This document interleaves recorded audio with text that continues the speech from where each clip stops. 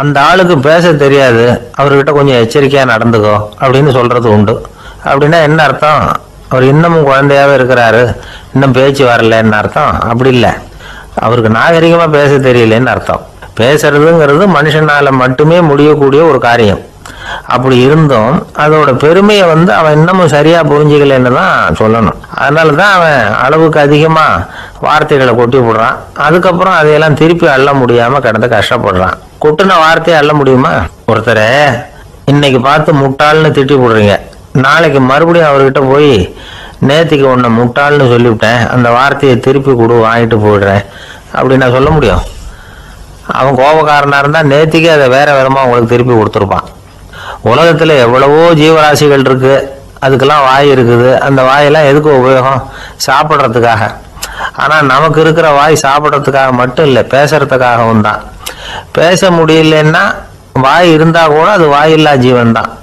ஒரு பையனை பார்த்து அது வாய் உள்ள புள்ள பொழைச்சிக்கும் அப்படின்னா மற்ற பையன்களுக்கெல்லாம் முகத்துல வாயே இல்லைன்னு அர்த்தம்?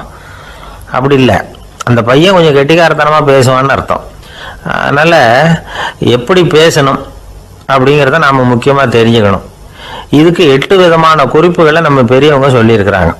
பேச்சுக்கு 8 அங்கங்கள் உண்டு அப்படின்னு அவங்க சொல்றாங்க. அதெல்லாம் என்னென்ன அப்படின்னா, உண்மை, நன்மை, அன்பு, நிதானம், இனிமை, ஆழம், சமயம் அறிதல், சபை அறிதல். இந்த 8 தன்மையும் பேச்சில் இருக்கணுமா. இதையே கொஞ்சம் விவரமா சில பேர் போர்டில் எழுதி வச்சிருப்பாங்க. அதாவது எழுத்துலையாவது அதெல்லாம் இருக்கட்டுமே அப்படின்னு நினைச்சு நீங்க கூட சில இடங்கள்ல இதை பார்த்துருக்கலாம். அதாவது உண்மையே பேசுக, நன்மையே பேசுக, அன்பாக பேசுக, நிதானமாக பேசுக, இனிமையாக பேசுக, ஆழமுடையதாக பேசுக, சமயம் அறிந்து பேசுக, சபை அறிந்து பேசுக, இப்படி எழுதி வச்சிருப்பாங்க. இந்த 8 அம்சமும் சரியா பொருந்தி இருந்தாதான் அது பேச்சு. மற்றதெல்லாம் பேச்சாயிடாது. பேச்சு ஒரு சிறந்த கலை. எல்லாத்தையும் விட பேசாம இருந்தும் பழகணும், அது ரொம்ப முக்கியம். உண்மையே பேசணும். சத்தியத்துக்கு மதிப்பு கொடுக்குறவங்கள தான் சரித்திரம் மதிக்கும். உண்மை பேசினா மட்டும் போதாது, அந்த உண்மையில நன்மை கலந்துருக்கணும். கொலைகாரனுக்கு பயந்துக்கிட்டு ஒருத்தன் உங்க வீட்டுக்குள்ள ஒளிஞ்சிருக்கிறான். அந்த முரட்டு ஆசாமி கையில அறிவாளோட அவங்க வந்தானான்னு உங்ககிட்ட கேட்கறான்னு வச்சுங்க. உண்மைதான் உயர்வு தரும் அப்படின்னு நினைச்சுக்கிட்டு, ஆமா உள்ளதான் இருக்கிறான், அடுப்பங்கரையில குதிருக்கு பின்னாடி உட்காந்துருக்கிறான், போய் பிடிச்சிட்டு போங்க அப்படின்னு சொல்லுவீங்க? அது நன்மை இல்லாத உண்மை. அதனால பிரயோஜனம் கிடையாது. அதே மாதிரி உங்க பேச்சில் அன்பு இருக்கணும், நிதானம் இருக்கணும், இனிமை இருக்கணும், சிந்தித்து பேசணும், சமயம் அறிந்து பேசுறதும் முக்கியம். அதை பத்தி நமக்கு வேற யாரும் சொல்லிக் கொடுக்க வேண்டியதில்லை. எந்த நேரத்துல யாருக்கிட்ட எப்படி பேசினா காரியம் நடக்கும் அப்படிங்கிறது நமக்கு நல்லா தெரியும். அது கைவந்த கலை. அவை அறிந்து பேசுற திறமை பேச்சாளர்களுக்கு ரொம்ப அவசியம். அது இல்லைன்னா நிலைமை பரிதாபமாயிடும். ஒரு பேச்சாளர் ரொம்ப மும்முரமா பேசிக்கிட்டே இருந்தாராம். ரொம்ப நேரம் நிறுத்தவே இல்லை, பேசிக்கிட்டே இருக்கிறாரு. சபையில் இருந்தவங்கெல்லாம் ஒவ்வொருத்தரும் எழுந்திரிச்சு போய்கிட்டே இருக்கிறாங்க. கடைசியில் 2 பேர் தான் அக்கறையா பேசுகிறவரை கவனிச்சுட்டு உட்காந்துருந்தாங்களாம். மேடையில் பேசிக்கிட்டு இருந்தவர் அவங்கள பார்த்து சொன்னாராம், எனக்கு கூட்டம் முக்கியம் இல்லை, எவ்வளவு பேர் என் பேச்சை கேட்குறாங்க அப்படிங்கிறது முக்கியம் இல்லை. நீங்கள் 2 பேராவது ஊக்கமாக என்னை கவனிச்சுக்கிட்டு உட்காந்துருக்குறீங்க, அது போதும். உங்களுக்காகவே நான் பேசிக்கிட்டு இருக்கிறேன் அப்படின்னார். இதை கேட்டதும் உட்கார்ந்துருந்த 2 பேர்ல ஒருத்தர் எழுந்திருச்சு, அப்படி இல்லைங்க, நாங்க 2 பேரும் நீங்க பேசி முடிச்ச உடனே தொடர்ந்து பேச வேண்டிய ஆளுங்க, அதுக்காக தான் காத்துக்கிட்டு இருக்கிறோம், சீக்கிரம் முடிங்க அப்படின்னாங்களாம். ஒரு ஊர்ல ஒருத்தர் இருந்தான். ஏதோ ஒரு சின்ன அலுவலகத்துல வேலை பார்த்துக்கிட்டு இருந்தான். ரொம்ப ஏழை. வர்ற கொஞ்சம் வருமானத்தை வச்சு வாழ்க்கையை ஓட்டிகிட்டு இருந்தான். ஒரு நாள் தெரு வழியாக அவன் நடந்து வந்துகிட்டு இருக்கிறான். தெருவில் ஒரு காசு கிடந்தது. அதை பார்த்துட்டான். அதை குனிஞ்சு எடுத்தான். அது ஒரு பழங்கால காசு. அந்த காசு நடுவில் ஒரு துளை இருந்தது. அதாவது துளையிட்ட நாணயம். பழங்காலத்தில் புழக்கத்தில் இருந்த ஒரு நாணயம் அது. துளையிட்ட நாணயம் கிடைச்சதுன்னா ரொம்ப நல்லது, அது அதிர்ஷ்டம் அப்படின்னு ஒரு நம்பிக்கை உண்டு. இவன் கையில் அது கிடைச்சதும் ரொம்ப சந்தோஷப்பட்டான். இனிமேல் என்னுடைய கஷ்டம்லாம் தீரப்போகுது, அதிர்ஷ்டம் என்னை தேடி வரும், நான் பணக்காரன் ஆகிடுவேன் அப்படின்னு சொல்லிக்கிட்டு அந்த காசை தன்னுடைய கோட்டு பையில் பத்திரமா போட்டு வச்சுக்கிட்டான். அடிக்கடி அதை தொட்டு பார்த்துக்கிறது உண்டு, வெளியில் எடுக்க மாட்டான். இப்படியே கொஞ்ச காலம் ஆச்சு. அதுக்கப்புறம் என்னாச்சு தெரியுமா? நிஜமாவே அதிர்ஷ்டம் அவனை தேடி வர ஆரம்பிச்சுட்டுது. செல்வம் குவிஞ்சுது.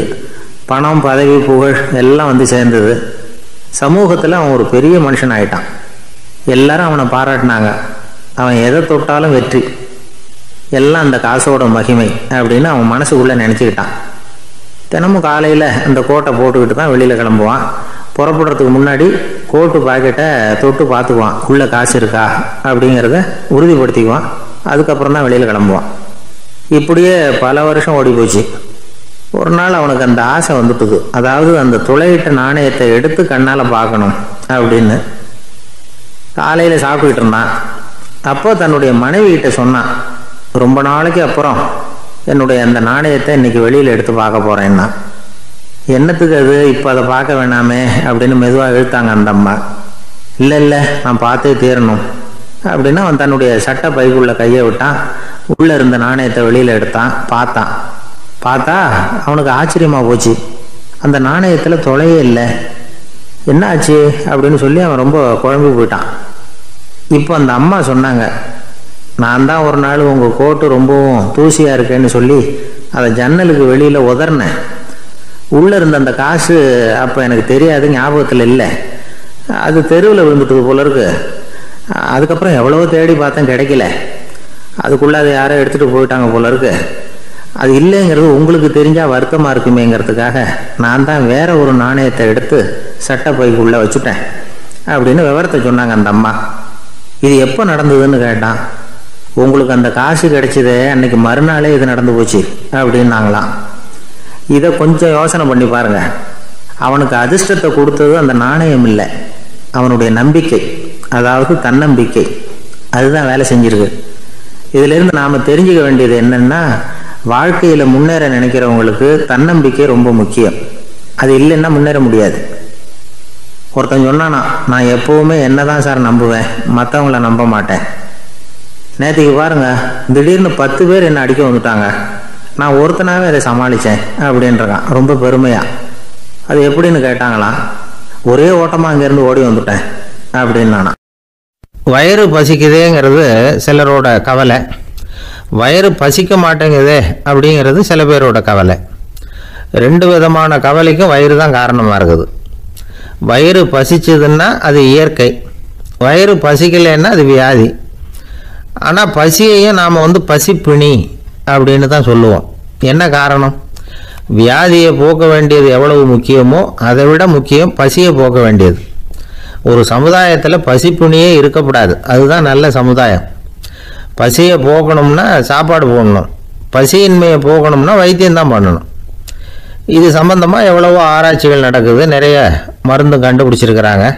நம்ம உடம்புல பசியை தூண்டக்கூடிய பகுதி எது, இதை முதல்ல தெரிஞ்சுக்கணும் இல்லையா? நாம் சாப்பிட்ற ஆகாரம் செரிக்கிறதுக்கு எது காரணம் தெரியுமா? நம்ம மூளையோட பின்பகுதி தான் அதுக்கு காரணமாக இருக்குதாம்.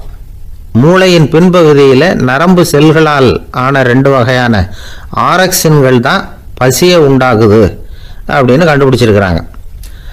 2 ஆய்வாளர்கள் இதை கண்டுபிடிச்சிருக்காங்க.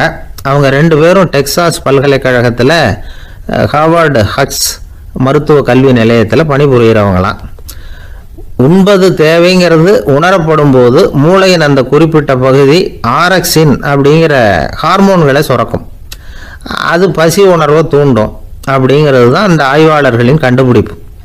இந்த ஆரக்சின் வேறு சில உயிரினங்கள்லேயும் உண்டு. இப்போ எலிகளில் கூட இது இருக்குது. அதனால் எலிகளை வச்சு இது சம்பந்தமாக ஆராய்ச்சி பண்ணாங்க. எலிகள் உடம்புல ஆரக்சினை செலுத்தி பார்த்தாங்க. உடனே என்னாச்சு தெரியுமா? அந்த எலியெல்லாம் பசியால் துடிக்க ஆரம்பிச்சுட்டுது. எதையாவது தின்னு பசியை தீர்த்தா போதுங்கிற அளவுக்கு அந்த எலிகள்லாம் அல்லாட ஆரம்பிச்சுட்டுது. இயல்பாக சாதாரணமாக அந்த எலிகள் எவ்வளவு சாப்பிடுமோ அது மாதிரி 8 முதல் 10 மடங்கு அதிகமான ஆகாரத்தை 1 மணி நேரத்துக்குள்ளே சாப்பிட்டு தீர்த்துட்டு தான். சில எலிகளின் மூளையில் இந்த ஆரக்சின் அளவை கட்டுப்படுத்தி பார்த்துருக்குறாங்க. உடனே என்னாச்சு தெரியுமா? அதெல்லாம் சாப்பாட்டை கண்டா முகத்தை திருப்பிட்டு போக ஆரம்பிச்சுட்டு தான். அந்த எலிகளுக்கு பசி எடுக்கலையா. இந்த ஆராய்ச்சியின் அடிப்படையில் பசியை எடுக்காமல் இருக்கிற மனிதர்களுக்கும் பசியை தூண்ட முடியும் அப்படின்னு சொல்லி ஆராய்ச்சியாளர்கள் தெரிவிச்சிருக்கிறாங்க. ஆக ஆரக்சின் தான் பசிக்கு காரணம்ங்கிறது தெரிஞ்சு போச்சு. சரி, இந்த ஆரக்சின் அப்படின்னா என்ன? அது ஒரு கிரேக்க சொல். அதுக்கு பசின்னு அர்த்தம். நம்ம ஆளுங்களுக்கெல்லாம் பசியை தூண்டுறதுக்கு மருந்து தேவையில்லை, பசியை குறைக்கிறதுக்கு தான் மருந்து தேவை. ஒரு அம்மா டாக்டரை தேடி வந்தாங்களாம். டாக்டர், எங்கள் வீட்டுக்காரருக்கு திடீர்னு அகோர பசி, நிறைய சமைச்சு போடுறேன், அவ்வளவையும் சாப்பிட்டுட்டு கீழே கிடக்கிற குப்பை கூலங்களையும் எடுத்து சாப்பிட ஆரம்பிச்சுட்றார், என்னன்னு கவனித்து பாருங்கள் அப்படின்னாங்களாம். எவ்வளோ நாளாக அப்படி இருக்குதுன்னு கேட்டிருக்காரு டாக்டர். 1 வாரமாக அப்படி இருக்குதுன்னாங்களாம். இவ்வளவு நாளாக ஏன் சும்மா இருந்தீங்க, ஆரம்பத்திலே இங்கே அழைச்சிட்டு வர வேண்டியது தானே அப்படின்னாரான் டாக்டர். அது ஒன்றும் இல்லை டாக்டர், வீடு பூரா சுத்தமாகட்டுமேன்னு பார்த்துக்கிட்டு இருந்தேன் அப்படின்னாங்களாம் அந்த அம்மா. ஒரு சன்னியாசி, அவர் ஒரு நாள் ஒரு கனவு கண்டாராம். அந்த கனவில் அவர் சொர்க்கத்துக்கு போகிறார். அங்கே ஒரு பெரிய திருவிழா நடந்துக்கிட்டு இருக்குது. எங்கே பார்த்தாலும் அலங்கார வளைவுகள், வண்ணமயமான விளக்குகள், பாதைகள் பூரா மலர்கள், எல்லா கட்டடங்களும் ஒளிமயம். அவ்வளவு கோலாகலமாக பிரம்மாண்டமாக அந்த திருவிழா நடந்துக்கிட்டு இருக்குது. அது என்ன திருவிழாங்கிறது இந்த சன்னியாசிக்கு புரியல. அங்கே எதிரில் வந்துக்கிட்டு இருந்த ஒருத்தரை நிறுத்தி, என்ன விசேஷம் இங்கே அப்படின்னு விசாரிச்சாராம். உனக்கு தெரியாத விஷயம், இன்னைக்கு இறைவனுக்கு பிறந்த நாள், அதை தான் எல்லாரும் சேர்ந்து கொண்டாடுறோம். இதுக்காக பிரம்மாண்டமான ஊர்வலம் ஒன்று வரப்போகுது, இறைவனே அந்த ஊர்வலத்தில் கலந்துக்கிறார் அப்படின்னார் அவர். உடனே அந்த சன்னியாசி ஒரு மரத்து நிழலில் ஒதுங்கி நின்றுக்கிட்டார். ஊர்வலம் வந்துக்கிட்டு இருக்குது. முதல்ல ஒரு குதிரை வந்துக்கிட்டு இருக்கு, அது மேலே ஒருத்தர் உட்காந்துருக்கிறார். அவருக்கு பின்னாடி நிறைய பேர் கூட்டமாக வந்துக்கிட்டு இருக்கிறாங்க. இவ்வளவு கூட்டம் இவர் பின்னாடி வருதே, யார் இவர் அப்படின்னு கேட்டார். ஒரு மதத்தின் பெயரை சொல்லி, இவர் அந்த மதத்தின் தலைவர், அவரை பின்பற்றுகிற மக்கள் கூட்டம் பின்னாடி வந்துக்கிட்டு இருக்குது அப்படின்னு விவரம் சொல்லியிருக்கிறாங்க. இவங்களுக்கு அடுத்தபடியா இன்னொரு குதிரையில் ஒருத்தர் வந்துக்கிட்டு இருக்கிறார். அவருக்கு பின்னாடி ஏகப்பட்ட கூட்டம். இவர் யாருங்க அப்படின்னு கேட்டிருக்காரு சன்னியாசி. அங்கே இருக்கிறவங்க விவரம் சொல்லியிருக்கிறாங்க. இன்னொரு மதத்தின் பெயரை சொல்லி, இவர் அந்த மதத்தினுடைய தலைவர், அவர் வழியை பின்பற்றுகிறவர்கள் அவர் பின்னாடி கூட்டமாக வந்துக்கிட்டு இருக்கிறாங்க அப்படின்ட்டு இருக்காங்க. இப்படி ஒவ்வொருத்தராக குதிரை மேலே வந்துக்கிட்டே இருக்கிறாங்க. அவங்கள பின்பற்றியும் ஒவ்வொரு கூட்டம் வந்துக்கிட்டே இருக்குது. அந்த பெரிய ஊர்வலம் அது பாட்டுக்கு போயிட்டு இருக்குது. கடைசியாக அது முடிஞ்சது ரொம்ப நேரம் கழிச்சு. அதுக்கப்புறம் கொஞ்சம் நேரம் கழித்து ஒரு வயசான ஆள் குதிரை மேலே வந்துக்கிட்டு இருக்கிறார். ஆனால் அவருக்கு பின்னாடி யாருமே இல்லை. அவர் பரிதாபமாக தனியாக வந்துக்கிட்டு இருக்கிறார். அவர் அந்த ஊர்வலத்தை சேர்ந்தவரா இல்லையாங்கிறதே தெரியல. இவர் யார், இவர் ஏன் இப்படி தனியாக வந்துக்கிட்டு இருக்கிறார் அப்படின்னு கேட்டிருக்கார் அந்த சன்னியாசி. என்னது இப்படி கேட்குறீங்க, இவர் தான் கடவுள், இவருக்காக தான் இன்னைக்கு இந்த ஊர்வலமே நடக்குது, இவருக்கு தான் இன்னைக்கு பிறந்த நாள், முன்னாடி போகிற ஊர்வலம் பூரா இவருடைய பிறந்த நாளை கொண்டாடுறதுக்காக தான் அப்படின்ட்டு இருக்காங்க. இதை கேட்டதும் அந்த சன்னியாசிக்கு திடுக்குன்னு தூக்கி போட்டிருக்கு. இது வரைக்கும் கனவு கண்டுகிட்டு இருந்தவர் மூச்சுக்கிட்டார். அதுக்கப்புறம் தான் யோசிச்சு பார்த்துருக்கார். உண்மைதான், மக்கள் எல்லாரும் பக்தி மார்க்கத்தில் போகிறதா நினச்சிக்கிட்டு பாதை மாதிரி போயிட்டு இருக்கிறாங்க. கடவுளை பின்பற்றுவதாக நினைக்கிறாங்க பக்தர்கள். ஆனால் கடவுளுக்கு பின்னாடி யாருமே இல்லை. இன்னமும் இயல்பா இதை பற்றி யோசிச்சு பார்த்தா, உண்மைக்கு பின்னாடி தான் நான் போய்கிட்டு இருக்கேன் அப்படின்னு நிறைய பேர் சொல்கிறாங்க. ஆனால் அந்த உண்மை அனாதையாக போய்கிட்டு இருக்குது. அப்படி ஆயிட்டுது உலகம். இந்த காலத்துலேயும் ஒரு ஊர்வலம், ஒரு பெரிய மனுஷருக்கு பிறந்த நாள் விழா. அவர் குதிரை மேலே ஏறி முன்னாடி போயிட்டு இருக்கிறார். அவருக்கு பின்னாடி ஒரு 100 பேர் தொண்டர்கள் அவங்க பாட்டுக்கு போகிறாங்க.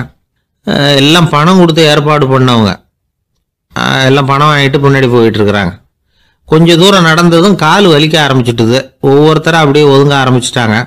அதான் முன்னாடியே பணம் கிடைச்சிட்டுதே, இனிமேல் ஒதுங்கினா என்னன்னு ஒதுங்கிட்டாங்க. ஒரு கட்டத்தில் குதிரையில் போகிறவர் தற்செயலாக திரும்பி பார்க்குறாரு, பின்னாடி யாருமே இல்லை, எல்லாரும் ஓடி போயிட்டாங்க. ஒரே ஒரு ஆள் மட்டும் ரொம்ப விசுவாசமாக பின்னாடி நடந்து வந்துக்கிட்டு இருந்தான். ஏன்ப்பா நீ மட்டும் வந்துக்கிட்டு இருக்கிறியே, நீ வீட்டுக்கு போகலையான்னு கேட்டிருக்காரு அவர். நீங்கள் அந்த குதிரையையும் அதுக்குள்ள வாடகை பணத்தையும் கொடுத்துட்டீங்கன்னா நானும் போயிடுவேன் அப்படின்னு நானா. இந்த ஆள் இருட்ட கண்டா பயம் உண்டாகுதே, அது ஏன்? இப்படி ஒரு கேள்வியை ஒரு பெரியவர்கிட்ட கேட்டாங்க. அதுக்கு அவர் பதில் சொல்றார். மனிதனுடைய ஆதிகால வாழ்க்கையில தொற்றி கொண்ட பயம் இது வேரூன்றி இருக்குது, இன்னமும் போகல. 50,000 வருஷங்களுக்கு முன்னாடி மனுஷன் குகைகள்ல வாழ்ந்தான். பகல்ல பயம் இருக்காது, ராத்திரியில மிருகங்கள் தாக்கும், கொல்லும், நிம்மதியா தூங்க கூட முடியாது. அதனால இந்த மனுஷனுக்கு இரவுன்னா மரணம், பயம் அப்படின்னு பழகி போச்சு. மனிதர்களுடைய எல்லா மனசையும் சேர்த்து மொத்தமா ஒரு மனசு உண்டு. மனிதர்களுடைய நினைவு இந்த மொத்த மனசுல பதிஞ்சிருக்கு, பரவுது. இந்த மொத்த மனசுல இருட்டு பற்றிய பயம் பதிந்து நீடிக்குது அப்படிங்கிறார் அவர். இந்த காலத்துல இரவை பகலாக்கிறதுக்கு எவ்வளவோ விளக்குகள்லாம் வந்தாச்சு. ராத்திரியிலேயும் மிருகங்கள் தாக்குங்கிற நிலைமை இல்லை. பாதுகாப்பான வீடுகள் விலங்குகளும் விலகி போயிட்டா, விலங்குகள்லாம் விலகி போயிட்டு வீடுகளும் பாதுகாப்பா இருக்குது. சரி, இருந்தாலும் அந்த பழங்கால பயம் இருட்டு பயம் இன்னமும் மனுஷனை விட்டு போகல. இன்னொரு விஷயம் என்னன்னா, இருட்டுல இருந்து வெளிச்சத்துக்கு வராத மனிதர்கள் இன்னைக்கு அதிகம். ஒரு ஆளு ஆத்துக்கு மீன் பிடிக்கிறதுக்காக போனான், இன்னும் விடியல, அதுக்குள்ள வலையை எடுத்துட்டு கிளம்பி போயிட்டான். வெளிச்சம் வர்றதுக்கு முன்னாடியே போய் சேர்ந்துட்டான். விடிகிற வரைக்கும் என்ன பண்றது, சும்மா கரையிலேயே உட்காந்து காலை ஆட்டிக்கிட்டு இருக்கிறான். காலில் ஏதோ ஒரு சின்ன மூட்டை தட்டுப்பட்டுது. இருட்டில் அது என்னன்னு சரியா தெரியல. மூட்டைக்குள்ள சின்ன சின்ன கல்லாம் நிறைஞ்சி இருக்குது. சும்மா பொழுது போகணுமேங்கிறதுக்காக இவன் அந்த மூட்டைக்குள்ள இருந்து ஒவ்வொரு கல்லா எடுத்து ஆத்துல வீசிக்கிட்டு இருக்கிறான். விடிகிற வரைக்கும் வேற வேலை இல்லைங்கிறதுனால எப்படி செஞ்சுக்கிட்டே உட்காந்துருக்கிறான். கிழக்க மெதுவா வெளிச்சம் தெரிய ஆரம்பிச்சது. பொழுது விடியறதுக்கான அறிகுறி. இதுக்குள்ள அந்த மூட்டையில இருந்த எல்லா கல்லையும் எடுத்து வீசி எறிஞ்சுட்டான். கடைசியா ஒரே ஒரு கல் மட்டும்தான் கையில பாக்கி இருந்தது. வெளிச்சம் வந்ததும் அந்த கல்லை பார்த்தான், அப்படியே திகைச்சு போயிட்டான். அடடா, இது வரைக்கும் தெரியாம தப்பு பண்ணிட்டோமே அப்படின்னு நினைச்சான். ஏன் தெரியுமா, அவன் கையில இருந்து வெறும் கல் இல்ல, விலை வசந்த ரத்தன கல். அது இருட்டுல என்னன்னு புரியாததுனால மூட்டையில இருந்த எல்லா ரத்தன கல்லையும் ஆத்துல வீசி எறிஞ்சிருக்கிறான். இப்போ அவனுக்கு அழுகே வந்துடும் போல இருந்தது. வாழ்க்கையை வசதி ஆக்கிக்கிறதுக்கான வாய்ப்பு அவனுக்கு இருந்தது. இருந்தாலும் இருட்டுல அதை இழந்துட்டான். அந்த வகையில அவனுக்கு கொஞ்சம் அதிர்ஷ்டம் இருந்திருக்குது. அதாவது ஏதோ ஒரு வகையில இருந்திருக்குது. அதனாலதான் அந்த கடைசி கல்ல எரியறதுக்குள்ள வெளிச்சம் வந்துட்டுது. பல பேருக்கு அந்த அளவு கூட அதிர்ஷ்டம் வர்றது இல்லை. எல்லாத்தையும் வீசினதுக்கு அப்புறம் தான் வெளிச்சம் வரும். என்னென்னு விவரம் தெரியாமலே எழுந்திரிச்சு வந்துருவாங்க. வாழ்க்கைங்கிறது ஒரு பெரிய புதையல். அதை புரிஞ்சிக்காம மனுஷன் அதை வீசி எரிஞ்சுக்கிட்டு இருக்கான் அப்படிங்கிறது தான் பெரியவங்க கருத்து. சில பேருக்கு புரிஞ்சுக்கிற நேரம் வரும், அதுக்குள்ள வாழ்நாள் எல்லாம் ஓடி போயிருக்கும். அதுக்கப்புறம் என்ன பண்றது? நம்மால் ஒருத்தன் கையில ஒரு சின்ன பையோட வந்துகிட்டு இருந்தான். பைய உள்ள ஏகப்பட்ட நகைகள், ரத்தன கல் எல்லாம் இருக்கு.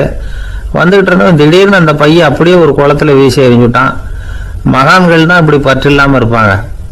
என்னங்க இது, விலை மதிப்புள்ள அந்த பைய இப்படி குளத்துல வீசி எறிஞ்சுட்டீங்களே, இதுக்கு என்ன அர்த்தம் அப்படின்னு கேட்டார் அவன் கூட வந்தவர். அவன் மெதுவா இவர் காதோட காதா சொல்றான், ஒரு போலீஸ்காரர் பின்னாடி வந்துகிட்டு இருக்கிறார், அவர் போனதுக்கு அப்புறம் இதை எடுத்துக்குவேன் அப்படிங்கிறான். ஒருத்தர் மனசுல நிம்மதி இல்லாம உட்காந்துருந்தார். என்ன சார் விஷயம் அப்படின்னு விசாரிச்சேன். அகலக்கால் வச்சுட்டேன், அதுதான் அவதிப்படுறேன்னார். விவரமா சொல்லுங்கன்னு. வீடு கட்டணும்னு ஆரம்பிச்சேன், வேலை பாதியிலேயே நிக்குது, கையில பணம் இல்லை அப்படின்னார். இது மாதிரி ஆசாமிகள் பல பேரை நீங்க பார்த்துருக்கலாம். இவங்கெல்லாம் சுலபமா மன அழுத்தத்துக்கு ஆளாயிடுறாங்க. மன உளைச்சல், அதாவது ஸ்ட்ரெஸ் அப்படின்னு சொல்றோமே, அதுக்கு அடிப்படையான சில காரணங்கள் உண்டு. அதாவது மிகையாக திட்டமிடுதல் அப்படிங்கிறதும் ஒரு முக்கியமான காரணம். நடைமுறை சாத்தியம் என்னங்கிறத மனசுல வச்சுக்கிட்டு எந்த திட்டத்தையும் தீட்டணும், அப்பதான் அது சரியா வரும். ரெண்டாவது காரணம் என்ன தெரியுமா, ஒரே நேரத்தில் பல்வேறு செயல்களில் ஈடுபடுறது. தொலைபேசியில் பேசிக்கிட்டே கையில் இருக்கிற கடிதத்தை படிச்சுக்கிட்டே எதிரில் உட்காந்துக்கிட்டு இருக்கிறவருக்கும் அப்பப்போ பதில் சொல்லிக்கிட்டு மனசில் பல்வேறு சிந்தனைகளை அப்படியே ஓட விட்டுக்கிட்டு இருக்கிறது, இதுவும் மன அழுத்தத்தை உண்டாக்குது. மூணாவது காரணம், எதிலையும் வெற்றி மட்டும் எதிர்பார்க்கிற ஒருதலை பட்சமான ஆர்வம். நாம தொட்டதெல்லாம் வெற்றியாவே முடியணும் அப்படின்னு எதிர்பார்க்கிறவங்க ஏதாவது ஒண்ணுல தோல்வியை கண்டா தோண்டு போயிடுறாங்க. எப்படியும் முடியலாம்ங்கிற எண்ணம் ஏற்கனவே நமக்குள்ள இருந்துட்டுதுன்னா அந்த அவஸ்தை வராது. அதனால அதுவும் நம்ம வளர்த்து கொள்ள வேண்டிய ஒரு குணம். மன உளைச்சல் ஏற்படுறதுக்கு இன்னொரு காரணம், எதையும் வேகமா செஞ்சுடணும் அப்படிங்கிற துடிப்பு. அந்த துடிப்பே மனசை அழுத்த ஆரம்பிச்சிடும். எந்த ஒரு காரியத்திலையும் தாமதமோ இடையூறோ ஏற்பட்டா அதை பொறுத்துக்கிற மனப்போக்கம் வேணும். அது இல்லாதவங்க அழுத்தத்துக்கு ஆளாயிடுறாங்க. சில பேர் வேலைன்னு எந்த நேரம் பார்த்தாலும் வேலையே கதின்னு கிடப்பாங்க. பொழுதுபோக்குக்கோ உடற்பயிற்சிக்கோ குடும்பத்தில் உள்ளவங்க அல்லது நண்பர்கள் கூட கலந்துரையாடவோ கொஞ்சம் கூட நேரம் ஒதுக்க மாட்டாங்க. இந்த சுபாவம் மன அழுத்தத்தை உண்டு பண்ணும். இதையெல்லாம் புரிஞ்சுக்கிட்டு அதிலிருந்து விடுபடுறது எப்படின்னு யோசிக்கணும். வல்லுநர்கள் இது தொடர்பாக சில யோசனைகளை சொல்லி வச்சிருக்கிறாங்க. அது என்னன்னா, வாழ்க்கைங்கிறது பிரச்சனைகளால் பின்னப்பட்ட ஒன்று. அது எப்பவுமே முடிவடையாத ஒரு தொடர்கதை அப்படிங்கிறத முதல்ல நாம் புரிஞ்சுக்கணும். ஒரே நேரத்தில் ஒரு காரியத்தில் மட்டுமே நாம் கவனம் செலுத்தணும். அடுத்தவங்க காரியத்தில் தலையிடக்கூடாது. எதையும் பேச ஆரம்பிக்கிறதுக்கு முன்னாடி நம்மை நாமே கேட்டுக்க வேண்டிய கேள்வி 2. 1, நான் சொல்ல போகிறது ரொம்ப முக்கியமானதா? 2வது, நான் சொல்கிறத அவங்க கேட்கறதுக்கு ஆசைப்படுறாங்களா? நான் பேசுறதுக்கு அது சரியான நேரம் தானா? இதை யோசித்து பார்த்ததுக்கப்புறம் எதையும் பேச ஆரம்பிக்கணும். முடிஞ்ச அளவுக்கு வளைந்து போகிற சுபாவத்தை வளர்த்துக்கணும். நம்ம நேரம் விலை மதிப்பு இல்லாதது, அதை வீணாக்கக்கூடாது. சிரிக்க தெரியலனாலும் பரவாயில்ல, முகத்தில் கொஞ்சம் புன்முறுவலாவது காட்டணும். இதெல்லாம் ரொம்ப முக்கியம். அடுத்தவங்க ஏதாவது செஞ்சால் உடனே நன்றி சொல்ல மறக்கக்கூடாது. தினமும் கொஞ்சம் நேரத்தை தனிமையில் செலவு பண்ணணும். மன உளைச்சலிருந்து விடுபடுறதுக்கு 3 முக்கிய வழிகள் சொல்கிறாங்க. அதை சுருக்கமாக ரெட் அப்படின்னு சொல்கிறாங்க. RED ஆங்கில எழுத்தில். அந்த முதல் எழுத்து R, அது என்னென்னா ரிலாக்ஸேஷன், அதாவது இடை ஓய்வு. 2வது E எக்ஸர்சைஸ், உடற்பயிற்சி. 3வது டயட், திட்டமிட்ட உணவு முறை. அதனால் தியானம், மூச்சு பயிற்சி இதெல்லாம் இந்த இடை ஓய்வுக்கு வழிகள். எந்த வேலையையும் தொடர்ந்து செய்யக்கூடாது. எல்லார்கிட்டையும் கலகலப்பாக பழகணும். மாதத்துக்கு ஒரு நாளாவது குடும்பத்தோடு வெளியில் போயிட்டு வரணும். சுலபமான உடற்பயிற்சிகளை செய்யலாம். உடற்பயிற்சிங்கிறது நமக்காக நாம் செய்கிற ஒரு நீண்டகால முதலீடு அப்படின்னு சொல்லுவாங்க. அதாவது லாங் டேர்ம் இன்வெஸ்ட்மெண்ட்டாக. அளவோடு சாப்பிட்ணும், மெதுவாக சாப்பிட்ணும். இதெல்லாம் கொஞ்சம் மனசில் வச்சுக்கிட்டு நடந்துக்கிட்டால் மகிழ்ச்சியாக வாழலாம். சில பேர் சாப்பாட்டு விஷயத்தில் ரொம்ப அக்கறை எடுத்துக்கிறது உண்டு. ஒரு குண்டு ஆசாமி சாப்பிட உக்காந்தார். முதல்ல ஒரு மாத்திரை சாப்பிட்டார். எதுக்குன்னு கேட்டோம். பசி எடுக்கிறதுக்குன்னார். சாப்பிட்டு முடித்தார். பிறகு மறுபடியும் ஒரு மாத்திரை சாப்பிட்டார். இது எதுக்குன்னு கேட்டோம். சாப்பிட்டது ஜீரணமாகறதுக்கு அப்படின்னார். ஏங்க எங்கே போயிட்டு வரீங்க அப்படின்னு கேட்டேன். எனக்கு வேண்டப்பட்ட ஒருத்தரை பார்த்து. ஆஸ்பத்திரிக்குன்னார். எந்த ஆஸ்பத்திரிக்குன்னு? மாட்டு ஆஸ்பத்திரிக்குன்னார். என்ன விஷயம்னு? மாமனாருக்கு உடம்பு சரியில்லை, அதுதான் மாட்டு ஆஸ்பத்திரிக்கு போயிட்டு வரேன்னார். அட பாவி, அதுக்கு அந்த ஆஸ்பத்திரிக்கா போவாங்க அப்படின்னு ஆச்சரியமா. அட அது இல்லைப்பா, முதல்ல எங்கள் குடும்ப டாக்டர் தான் தேடிக்கிட்டு போனேன். அவர் அந்த நேரத்தில் அவர் வளர்க்குற நாய்க்குட்டிக்கு உடம்பு சரியில்லைன்னு சொல்லி அதை தூக்கிக்கிட்டு மாட்டு ஆஸ்பத்திரிக்கு போயிட்டாராம் சொன்னாங்க. அதனால அங்கே போய் அவரை சந்தித்து விஷயத்தை சொல்லிவிட்டு வர்றேன்னார். அப்புறம் தான் எனக்கு கொஞ்சம் நிம்மதியாக இருந்தது. பொதுவாக நமக்கு தெரிஞ்ச வரையில் டாக்டர்கள் 2 வகை. நமக்கு வைத்தியம் பண்ணுற டாக்டர்கள் ஒரு வகை, நம்மக்கிட்ட இருக்கிற ஆடு மாடு கோழிக்கு வைத்தியம் பண்ணுற டாக்டர்கள் ஒரு வகை. இப்போ தான் எனக்கு தெரியும் இன்னொரு வகையான டாக்டர்களும் உண்டுங்கிறது. அது யாருன்னா பூச்சிகளுக்கு வைத்தியம் பண்ணுற டாக்டர்கள், அதாவது பூச்சி டாக்டர்கள். வெளிநாடுகளில் அப்படிலாம் கூட சில பேர் இருக்கிறாங்க. பிரிட்டனில் யார்க்ஷயர் வட்டாரத்தில் ராதர்ஹாம் அப்படின்னு ஒரு ஊர். அங்கே ஒரு விலங்கியல் மருத்துவர், பேர் டாக்டர் லான்ஸ் ஜெப்சன். அவர் ஆஸ்பத்திரி வாசலில் பார்த்தீங்கன்னா தினமும் நிறைய பேர் நின்றுக்கிட்டு இருப்பாங்க. கையில் கண்ணாடி குடுவை, தகர டப்பா இப்படி ஏதாவது இருக்கும். அதுக்குள்ளே ஏதாவது பூச்சிகள் இருக்கும். அதுக்கு வைத்தியம் பண்ணுறதுக்காக வந்தவங்க தான் அவங்க எல்லாம். சிலந்தி பூச்சி, பல்லி, தேளு, பாம்பு இப்படி ஏதாவது இருக்கும்.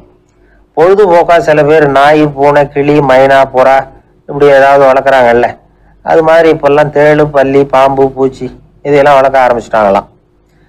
இது ஒரு புது ஃபேஷன். இப்போ கூண்டுக்குள்ளே டப்பாக்குள்ளே போட்டு வளர்க்குறது, அதுக்கு ஏதாவது நோய் வந்துட்டுதுன்னா வைத்தியம் பண்ணுறதுக்கு டாக்டர்கிட்ட வந்துட வேண்டியது, இப்படி இந்த பழக்கம்லாம் நிறையா வந்துட்டுது. ரத்தம் உறிஞ்சிற அட்டைகள் கூட இவங்ககிட்ட வைத்தியத்துக்கு வருதான். சிலந்திகளில் செங்கால் சிலந்தின்னு ஒரு வகை. மத்திய அமெரிக்க காடுகளில் இது அதிகம். சிலந்திகள்லேயே ரொம்ப விலை உசந்தது இந்த ரகம்தான். கால்களில் சிவப்பு கோடுகள் இருக்கும். இந்த இனம் இப்போ குறைஞ்சிக்கிட்டே வர்றதுனால சர்வதேச விதிகளின்படி இவற்றின் ஏற்றுமதி இறக்குமதிக்கு தடை விதிக்கப்பட்டிருக்குது. அதனால் இதை வளர்க்குறவங்க வீட்டுக்குள்ளேயே இனவிருத்தி மூலமாக பெருக்கி விற்பனை பண்ணிட்டு வராங்களாம்.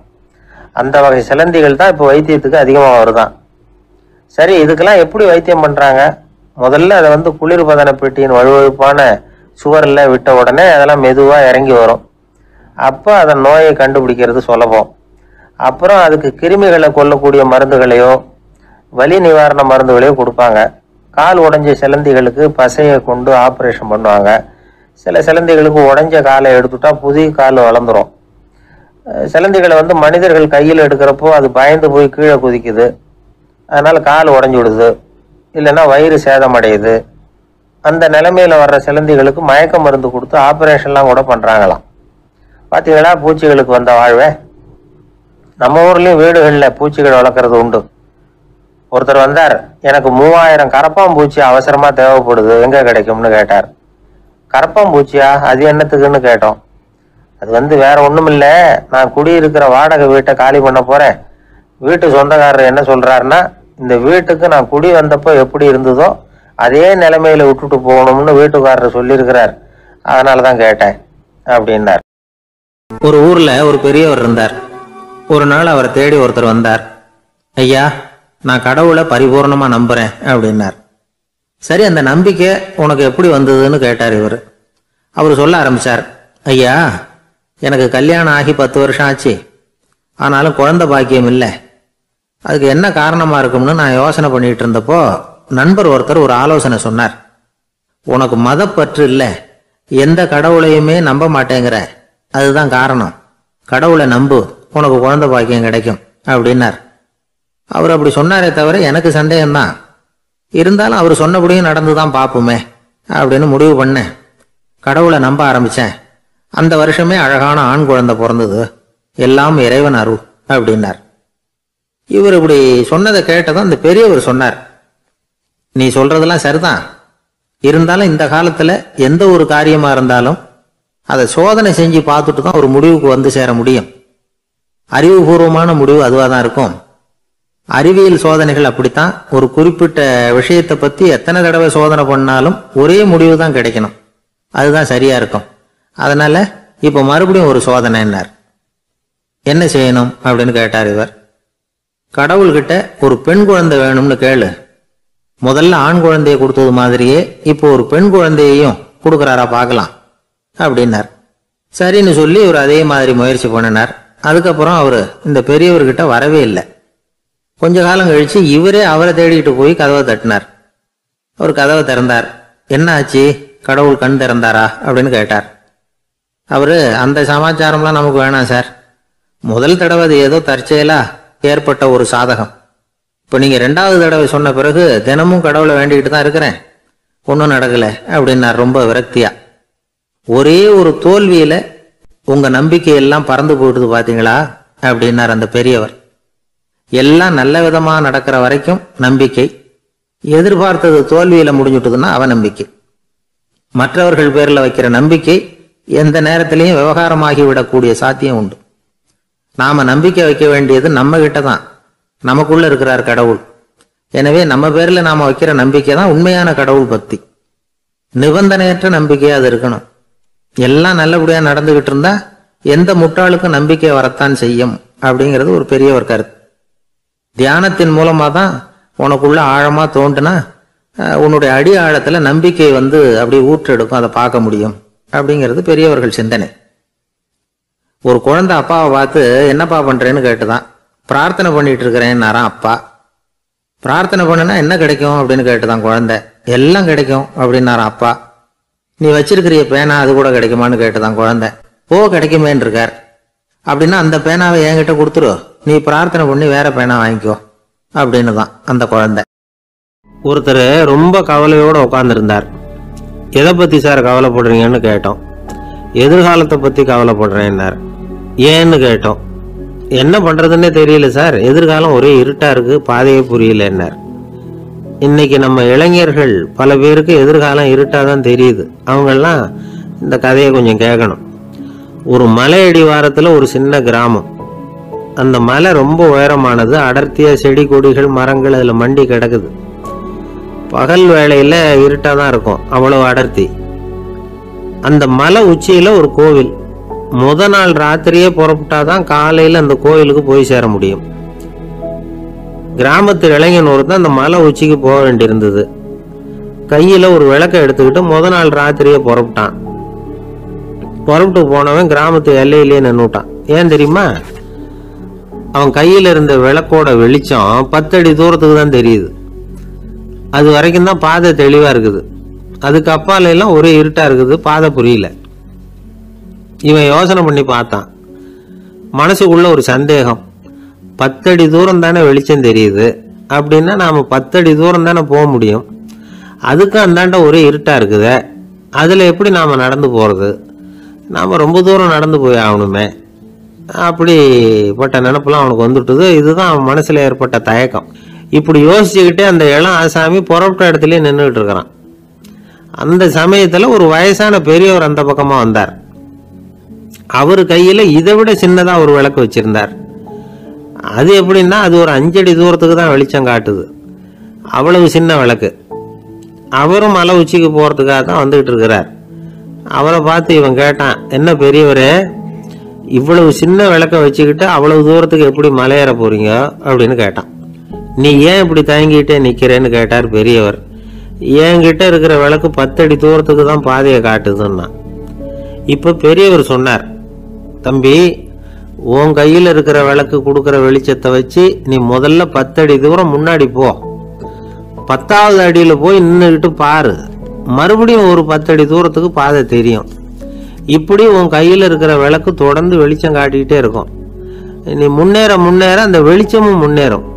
அதனால எத்தனை கிலோமீட்டர் தூரம் வேணும்னாலும் நீ இந்த 10 அடி தூரம் வெளிச்சத்தை வச்சுக்கிட்டே நீ போயிடலாம், புறப்படு அப்படின்னார். இப்பதான் அந்த பெரியவர் சொன்னது இளைஞனுக்கு பளிச்சுன்னு புரிஞ்சுதான். உடனே உற்சாகமா புறப்பட்டான், உச்சிக்கு போய் சேர்ந்தான். இந்த கதையிலிருந்து நாம புரிஞ்சுக்க வேண்டியது என்ன தெரியுமா? நீண்ட கால திட்டம் ஒன்று போடும் பொழுது நமக்கு முன்னாடி இருக்கிறத மறந்துட்டு மனசை போட்டு குழப்பிக்க கூடாது. உங்க கையில என்ன இருக்கோ அதுலயே உங்க எதிர்காலம் மறைஞ்சிருக்குது. கண் முன்னாடி தெரியறத வச்சு ஆரம்பிங்க, போக போக வழி தானா புலப்படும் அப்படிங்கிறார் ஒரு பெரியவர். பெரிய பயணங்களை எல்லாம் இப்படிதான் நடத்த வேண்டியிருக்கும். ஒவ்வொரு அடியா எடுத்து வச்சா ஓடி போய் சேர்ந்து விடலாம், மலைச்சு போய் நின்றுட்டா நின்றுகிட்டே இருக்க வேண்டியதுதான். நம்ம ஆள்லாம் ரொம்ப மோசமான இருக்கிறாங்க. ஒருத்தன் அப்படிதான் நீண்ட தூர பிரயாணம் ஒன்று புறப்பட்டான். ரயில் போய்கிட்டே இருந்தது. கொஞ்ச தூரம் போச்சு, பாதி வழியில கையில வச்சிருந்த டிக்கெட்டை காத்துல விட்டுட்டான். ஐயோ, என் டிக்கெட்டு போயிட்டுதே அப்படின்னு கத்த ஆரம்பிச்சுட்டான். பக்கத்துல இருந்த பெரியவர் அவனை பார்த்து பரிதாபப்பட்டு, கவலைப்படாத தம்பி, போனா போகுது, வேற டிக்கெட் வாங்கிக்கலாம் அப்படின்னு ஆறுதல் சொன்னார். அதுக்கு அவன் சொல்றான், சார், நான் அதுக்காக அழல, அந்த டிக்கெட்டு கிடைச்சாதானே நான் எந்த ஊருக்கு போகணுங்கிறது எனக்கு தெரியும் அப்படிங்கிறான். ஒரு தெருவில் சில சிறுவர்கள் விளையாடிக்கிட்டு இருந்தாங்க. ஏதோ ஒரு உயரமான கல்லை நடுத்தெருவில் வச்சு அதை சுற்றி சுற்றி ஓடி வந்துகிட்டு இருக்கிறாங்க. அது என்ன விளையாட்டோ அவங்களுக்கு தான் தெரியும். கொஞ்ச நேரம் அப்படி விளையாடிக்கிட்டு இருந்தவங்க விளையாடி முடிச்சதும் அந்த கல்லை நடுத்தெருவில் அப்படியே விட்டுட்டு அவங்கவுங்க வீட்டுக்கு ஓடி போட்டாங்க.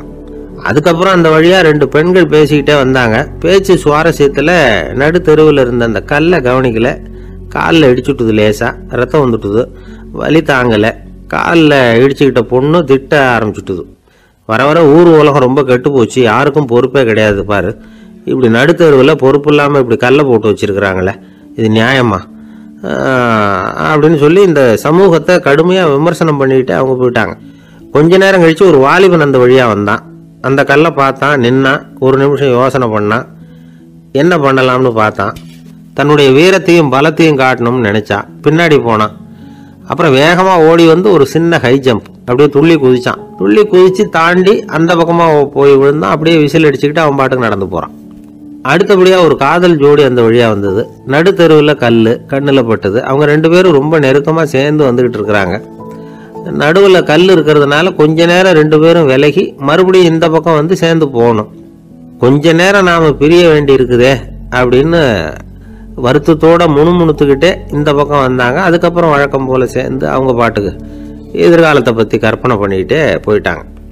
கடைசியா அந்த வழியா பார்வை இல்லாத ஒருத்தர் வந்துகிட்டு இருக்கார்.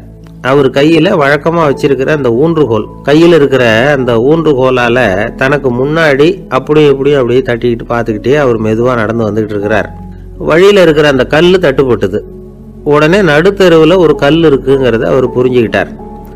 உடனே குனிஞ்சார், அந்த கல்லை தடவி பார்த்து எடுத்தார், தெரு ஓரமா கொண்டுட்டு போய் போட்டார். அதுக்கப்புறம் அவர் பாட்டுக்கு அவர் வழியில நடந்து போனார். இப்போ இதுல பல பேர் வந்தாங்க போனாங்க. இவங்கள பார்வை உள்ளவங்க யார், பார்வை இல்லாதவங்க யார்? இப்படி ஒரு கேள்வி கேட்டா என்ன பதில் சொல்ல முடியும்?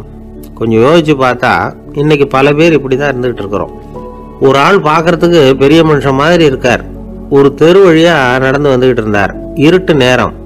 வழியில ஒரு பெரிய கல்லு கிடந்தது, கருங்கல்லு. பார்த்தார், கொஞ்ச நேரம் யோசிச்சார். போய் தூக்கி பார்த்தா ரொம்ப கனமா இருந்தது. இன்னொரு ஆள் சேர்ந்தாதான் தூக்க முடியும். இவர் உடனே ரோட்டோரமா போய் ஒரு மரத்தடியில் உட்காந்துக்கிட்டார். 2 பக்கமும் பார்த்துக்கிட்டே இருக்கார், யாராவது வர்றாங்களான்னு. கொஞ்ச நேரத்தில் ஒருத்தர் வந்தார், இவருக்கு தெரிஞ்சவர். என்னங்க இந்த நேரத்தில் இங்கே உட்காந்துருக்குறீங்கன்னு கேட்டார் அவர். அதுவும் இந்த கருங்கல் அப்படின்னு சுட்டி காட்டினார். ஓ, அதை தூக்கி ஓரமாக போடணுமா, வாங்க 2 பேரும் தூக்கலான்னார் வந்தவர். நான் அதுக்காக உட்காந்துருக்கலன்னார் இவர். பின்ன வேற எதுக்காகன்னார் அவர். ஒரு மனுஷன் கருங்கல்லில் காலை இடிச்சுக்கிட்டான்னா எப்படி துள்ளுவான்னு பார்க்கணுங்கிறது எனக்கு ரொம்ப நாளாக ஒரு ஆசை, அதுக்காக தான் உட்காந்துருக்கிறேன் அப்படின்னார்.